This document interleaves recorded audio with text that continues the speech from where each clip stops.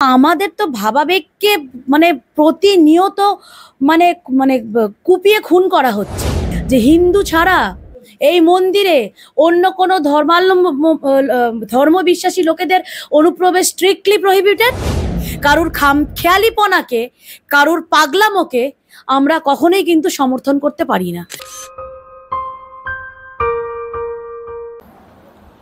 দিদি আপনাকে মাধ্যমে স্বাগত। নমস্কার তোমার সকল দর্শককে। দিদি রাত হলে একেবারে আগামীকাল 30 তারিখ জগন্নাথ শুভ অক্ষয় তৃতীয়া। তো আগাম শুভ অক্ষয় তৃতীয়া তোমাদের মাধ্যমে সকল রাজ্যবাসী শুভকামনা করি, মঙ্গল কামনা করি। আগামীকাল জগন্নাথ ধাম, 30শে এপ্রিল জগন্নাথ ধাম। না না না না, ভুল, প্রশ্নটাই ভুল, ওটা কোনো ধাম না। এবার তুমি করো। দিদি আগামীকাল দীঘার জগন্নাথ ধাম বা কালচারাল সেন্টার তার উদ্বোধন করবেন রাজ্যের মুখ্যমন্ত্রী। কিভাবে দেখছেন বিষয়টা? না, কিছুভাবেই দেখছি না, আমরা কিছুভাবেই দেখছি না। কারণ আমরা সনাতনীরা আমাদের পূর্বপুরুষদের থেকে যেটা শিখে এসেছি, যে শিক্ষা পেয়ে এসেছি, যে চারটে যুগকে চারটে ধাম ইন্ডিকেট করে। তো আমরা ধাম শক্তিপীঠ বলতে আমরা আমাদের সনাতনী ধর্মের মাধ্যমে আমাদের অভিভাবকদের থেকে যেটা জেনে এসেছি আমরা সেটাকেই মানি। এবার হঠাৎ করে আমি করতেই পারি, আজকে আমার হয়তো ভগবান সেই সাধন দিয়েছে, আমি একটা রাস্তার ওপর মন্দির করতেই পারি, কিন্তু সেটা কখনো একটা শক্তিপীঠ বা ধাম হয়ে যাবে না। আর যার এইটুকু বোঝারই ক্ষমতা নেই ধাম, শক্তিপীঠ আর একটা কালচারাল সেন্টারের মধ্যে কি পার্থক্য, তো সেই সব বিষয়ে কথা না বলাই উচিত। আর আমার মনে হয় না কোনো কট্টর সনাতনীরা এইসব বিষয় নিয়ে বিন্দু মাত্র চিন্তিত। বা যেখানে কালকে যারা যাবেন আশা করি তার পেড, কারণ যাদের পেড চলছে সেই কোম্পানির সাথে যুক্ত হয়ে তারাই যাবেন। কারণ অনেক জিনিস আমরা দেখছি বা শুনে আসছি, কিন্তু যে কজন মানে ধর্মপ্রাণ ব্যক্তির সাথে আমরা কথা বলছি বা সাধারণ লোকে, কারণ আমরা না অনেক কিছু জিনিস না চায়ের দোকানে জানতে পারি, শুনতে পারি। মেন বড় বড় জিনিসের এপিক সেন্টারই হচ্ছে চায়ের দোকান। অনেক কিছু বড় বড় জিনিস চায়ের দোকান থেকে কিন্তু ডিসিশন হয়ে যায় বা আমরা শুনতে পেরে যাই। তো সেখানে গিয়েও যখন আমরা শুনলাম যে এইটাকে কোনো সাধারণ মানুষ, কারণ কারুর যদি ছোট ছোট ব্যাপারে ভাবাবেগে আঘাত লাগতে পারে, তো আমাদের তো ভাবাবেগকে মানে প্রতিনিয়ত মানে মানে কুপিয়ে খুন করা হচ্ছে। তো সেই জায়গায় বললে সমস্যাটা কোথায়? আজকে চারটে যুগকে, দাপর, ত্রেতা, সত্য আর কলিযুগকে চারটে ধাম ইন্ডিকেট করে। তো হঠাৎ করে আজকে তুমি নিজে বলো না, বা তোমার মাধ্যমে আমার ওপারে যে বন্ধুরা বসে আছে তারা আজকে বুকে হাত রেখে বলুক তো, কোনো রকমভাবে মানে পুরীর জায়গাটা কাউকে দেওয়া যাবে? হ্যাঁ, এই তো আমি কালকে যাব, আমাদের খিদিরপুরে অত বড় জগন্নাথ মন্দির আছে, কালকে ওখানে আমাদের নেমন্তন্নও আছে আমার শুভ অক্ষয় তৃতীয়ার। অবশ্যই যাব, প্রসাদ গ্রহণ করব। তো সেখানকার পুরোহিতরাও তো দাবি করে না। হ্যাঁ, আমি একটা জগন্নাথ মন্দির করলাম, এখানে এত ধুমধাম করে উদ্বোধন হচ্ছে, আপনি বলছেন কালচারাল সেন্টার। ওনার যদি বুকে ধক থাকে, উনি খামখেয়ালিপনায় আমাকে ঢুকতে দিল না বলে এত ঔদ্ধত্য আমার নেই বাবা। আর আমি মনে করি না আমার কোনো তুচ্ছ নগণ্য ব্যক্তির সে ঔদ্ধত্য দেখাবে, তার যতই কোটি কোটি টাকা থাক না কেন। ইভেন আমাদের ভারতের সবথেকে ধনী পরিবার আম্বানি পরিবারও কোনোদিন দাবি করেনি যে আমি কোনো শক্তিপীঠ বা কোনো জ্যোতির্লিঙ্গ বা কোনো আমি ধাম বানিয়ে দিয়েছি। তারাও হয়তো অনেক মন্দির প্রতিস্থাপনা করতে পারেন, কিন্তু তাদেরও এত মানে সেই ঔদ্ধত্য তারা দেখায়নি। উনি দেখিয়ে যাচ্ছেন ওনার খামখেয়ালিপানা, সেটাতে মানে ওনার পেড স্টাফরা নাচতে পারে, কিন্তু কোনো মানে যারা সত্যি ধর্মকে ভালোবাসে, ধর্মপ্রাণ ব্যক্তিরা, এটাকে কেউ কোনোদিন মেনে দেবে না। হ্যাঁ, অবশ্যই একটা সুন্দর ঘোরার জায়গা হয়েছে, মন্দির তো সবসময় সুন্দর। আমরা ডায়মন্ড হারবারে অত সুন্দর স্বামীনারায়ণ মন্দির ঘুরতে যাই, জোকাতে আমরা, তো অবশ্যই একটা সুন্দর একটা উনি কালচারাল হাব করেছেন। আর তারপরেও তো ওনাকে প্রশ্ন, ওনার যদি এতই ক্ষমতা থাকে, উনি যদি সেটাকে রেপ্লিকা হিসাবেও তুলে ধরতে চান, তাহলে পুরীর সেই নিয়মগুলো তো একদম পুঙ্খানুপুঙ্খ অক্ষরে অক্ষরে মানতে হবে, ফলকে বড় বড় করে লিখতে হবে।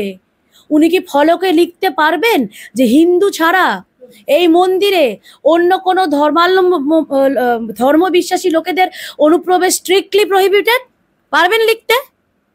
উনি জানেন ওটা লিখতে পারবেন না, ওই জন্য উনি একটা কালচারাল হাব তৈরি করেছেন। ভালো কথা, করুন, কিন্তু উনি যে আমাদের ভাবাবেগে কন্টিনিউ আঘাত করে যাচ্ছেন, খুব ভালো কথা। আমাদের শরীরে সেই রক্ত আছে বলে আমরা প্রতিবাদ করছি, যারা প্রতিবাদ করছে না সেটা তাদের ব্যাপার, তাদের সেটা মানে শেষ তারা দেখতে চাইছে না। অতএব তারা কি করছে আমাদের জানার দরকার নেই। আমাদের সেই রক্ত বংশটা শরীরে, আমাদের রক্তটা সেই শরীরে বইছে বলে আমরা ভুলকে ভুল ঠিককে ঠিক বলতে পারি। কারুর খেয়ালিপনাকে, কারুর পাগলামোকে আমরা কখনোই কিন্তু সমর্থন করতে পারি না। হ্যাঁ, অবশ্যই তিনি যেমন ইকো পার্ক বানিয়েছেন, সেরকম সুন্দর একটা ওখানে একটা উদ্যান বাটি বানিয়েছেন, খুব সুন্দর একটা মন্দির করেছেন, সেটা অ্যাপ্রিসিয়েটেড। কিন্তু কোনো সময় সেটাকে কিন্তু আমার মহাপ্রভুর ধামের সাথে তুলনা করা যাবে না। আমরা দেখলাম বিরোধী দলনেতা ওনাকেও আমন্ত্রণ জানানো হয়েছে এবং সেক্ষেত্রে উনি কয়েকটি প্রশ্ন, একদম সঠিক প্রশ্ন তুলেছেন। যে আমন্ত্রণ পেয়েছে সেখানে হিটকোর ভাইস চেয়ারম্যান হরেকৃষ্ণ দ্বিবেদী, হ্যাঁ, কিন্তু বর্তমানে হিটকোর চেয়ারম্যান তো হলেন ফিরহাদ হাকিম, তাহলে আমন্ত্রণ পত্রে কোনো কোথাও ওনার নাম নেই কেন? না, উনি এখন আমরা শুনেছিলাম ওনার অপসারণের ওই জায়গা থেকে ওনার অপসারিত উনি হয়েছেন। এবার অফিসিয়ালি আমার অন্তত জানা নেই। যদি অফিসিয়ালি সেটা না হয়ে থাকে তাহলে হিসাব মতো আজকে বিরোধী দলনেতা এই পদটা যথেষ্ট সম্মানীয় পদ। তাকে কিন্তু তুমি আমি কি এমনিভাবে বাড়িতে আমরা নর্মাল আমন্ত্রণ করতে জানাতে পারি না। আর যদিও সেটা একটা রাজনৈতিক একটা প্রেক্ষাপটে, সেটা একটা প্রোটোকলের মধ্যে পড়ে, তাহলে সেটা যদি হয়ে থাকে তাহলে এখনো তো ওয়েবসাইটে নাম রয়েছে। সেটাই তো বলছি, এখন তো অফিসিয়ালি আমরা এখানে কোথাও দেখিনি যে উনি অপসারিত বা উনি নেই। তাহলে সেই ক্ষেত্রে কেন উনি মিস্টার দ্বিবেদীর সেই আমন্ত্রণটা গ্রহণ করবেন? তাহলে মিনিমাম একটা বিরোধী দলনেতাকে যে সম্মানটা দেবার সেইটুকু জ্ঞান বা সেইটুকু প্রোটোকল, আমি জ্ঞানও ছেড়ে দিলাম, একটা রাজনৈতিক প্রোটোকলে তো আমরা সবাই চলি, মিনিমাম সেই প্রোটোকলটা তার জানা বা উচিত, সে তার জ্ঞাতার্থ থাকা উচিত। তাহলে কোনো কিছুই তো তারা মানছেন না, এরপরও ধেই ধেই করে নাচবেন। ফিরহাদ হাকিমের নাম নেই কেন? তো সেটা তো প্রশ্ন আমাদেরও, না সেটা তো আমাদেরও প্রশ্ন, যে হঠাৎ করে আমরা দেখলাম যখন তোমরা ওনার কাছে প্রশ্ন তুললে পেহেলগাঁওর এই হামলাটা নিয়ে, উনি যেখানে নিজে আমাদের পশ্চিমবঙ্গের বুকে, কলকাতার বুকে দাঁড়িয়ে খিদিরপুরের দিকে আঙুল তুলে বলেছিল খুব হাসতে হাসতে আবার পাকিস্তানি সাংবাদিকদের, যে এখানেও একটা মিনি পাকিস্তান আছে। তো সেই মিনি পাকিস্তানের জনককে আমাদেরও প্রশ্ন, আপনি তো খুব নিজেকে সাম্প্রদায়িক নয়, আপনি নাকি ভীষণ সেকুলার বলে নিজেকে দাবি করেন। কই এই ঘৃণ্য ব্যাপারটায় আপনার তো একবারও বেরোলো না যে হ্যাঁ, ওখানে যে জঙ্গিরা আক্রমণ করেছে সেই জঙ্গিরা মুসলিম ধর্মাবলম্বী, তারা ইসলাম ধর্ম থেকে বিলং করে। আপনি বললেন জঙ্গির ধর্ম হয় না, আমরা তো দেখছি জঙ্গির ধর্ম হয়। একটা জঙ্গির নাম তো ঘোষ, বোস, গুহ, মিত্র, মুখার্জি, চ্যাটার্জি, ব্যানার্জি বা মিশ্রা, বর্মা, জয়সওয়াল, এগুলো দেখি না? খান, আলম, এগুলোই তো আমরা দেখি জঙ্গিদের নাম। তো আপনার মুখ দিয়ে কেন বেরোলো না? আজকে আমরা পেহেলগাঁওতে কি দেখছি, পেহেলগাঁওতে যেসব র্যালি দেখছি না, ওরা ওদের পেটের জন্য বেরিয়েছে। দেখে মনে হয় যে হিন্দু পর্যটকরা মরেছে বলে কোনো দুঃখ আছে? আমি ওসব ন্যাকামো কথাবার্তা বলতে পারি না। আমি সোজাকে সোজা, কালোকে কালো, সোজার মতোই আর কালো মতোই বলতে পারি। আজকে ওদের পেটে লাত পড়েছে।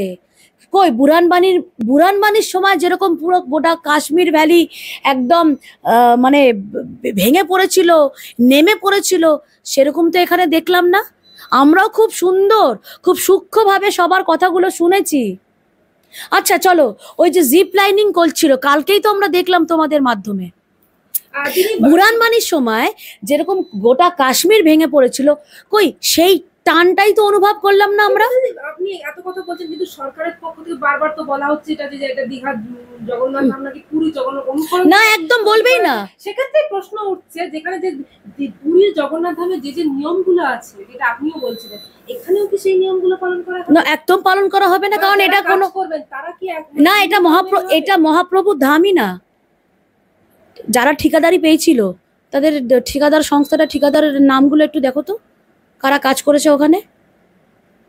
আজকে উড়িষ্যা দেখিয়ে দিয়েছে কট্টর সনাতনী নিজের সংস্কৃতি ধর্মের প্রতি আস্থা ভালোবাসা কাকে বলে, শ্রদ্ধাশীল হওয়া কাকে বলে। এক, তুমি উড়িষ্যার দিকে তাকালে দেখতে পাবে, এবং দ্বিতীয়ত সাউথের যে যত বড় বড় মন্দিরগুলো আছে সেখানে দেখলে দেখতে পাবে। তারা আমাদেরকে দেখাচ্ছে, তারা পথ দেখা যাচ্ছে। উড়িষ্যাকে দেখে না আজকে সত্যি উড়িয়া মানুষরা আমাদের কাছে নমস্য। তারা যেভাবে নিজের আস্থা ধর্মের প্রতি যে শ্রদ্ধা রেখেছে, আমরা পারবো না। আমরা লজ্জিত বাঙালি, আমরা পারবো না। উড়িষ্যায় গেলে দেখো না একটা আলাদা রকম, কারণ একটা তুমি কোনো জ্যোতির্লিঙ্গে যায়, তুমি রামেশ্বরম যাবে, তুমি কেদার বদ্রী যাবে, যে কোনো 12টা জ্যোতির্লিঙ্গ হোক, কি আমাদের 4 ধাম হোক, কি আমাদের কোনো 51টা সতীর পীঠে যাও, তুমি নিজেই সেই জায়গায় মাটিতে পা দিলেই তুমি যে ফিলটা পাবে, সেটা কিন্তু তুমি অন্য কোথাও পাবে না। তার জন্য তোমার অন্তরাত্মায় সেই চেতনাটা, সেই টানটা তোমার থাকতে হবে, সেই অনুভবটা তোমায় থাকতে হবে। এত মানুষ দেখা যাচ্ছে, এত প্রচার হচ্ছে। আরে দীঘা লোকে যাচ্ছে না, আমরা শর্ট ট্যুর করতে কোথায় যাই? পুরীতে কি আমরা সবসময় টিকিট বাইয়ে সম্ভব হয়ে ওঠে? 2 দিনের ছুটি, শনি রোববার বা বৃহস্পতি শুক্র শনি রবি, এরকম একটা টানা ছুটি পেয়ে গেলাম, লোকে দীঘা মন্দারমণি তো বেরিয়ে যাচ্ছে, তাজপুর, এসব জায়গা, গোপালপুরে। তো সেই জায়গায় উনি একটা সুন্দর দৃষ্টিনন্দন, খুব সুন্দর একটা কালচার হাব করেছেন, আমরা তো সেটা অ্যাপ্রিসিয়েট করছি। উনি যেমন খুব সুন্দর হিডকো থ্রু দিয়ে এত সুন্দরভাবে আমাদের ইকো পার্কটা সাজিয়েছেন, ওখানে সপ্তম আশ্চর্যের নিদর্শনগুলো রেখেছেন, আমরা সামনে গিয়ে দাঁড়িয়ে ছবি তুলি। সত্যি সেই জায়গাটা খুব সুন্দরভাবে উনি তুলে করেছেন জায়গাটা, সেটা তো 100 বার আমরা বলছি। কিন্তু কখনোই তোমার ওই জন্য প্রথম প্রশ্নতেই আমি আটকালাম, সেটাকে কখনোই আমার মহাপ্রভুর ধামের সাথে উচ্চারণই করবে না। আমার জীবনের পরও পঞ্চতত্ত্বে বিলীন হতে হবে, তোমার আত্মাকে মুক্তি পেতে হবে। আমরা এসব মুখে উচ্চারণ করে এসব ঔদ্ধত্য দেখাতে পারি না।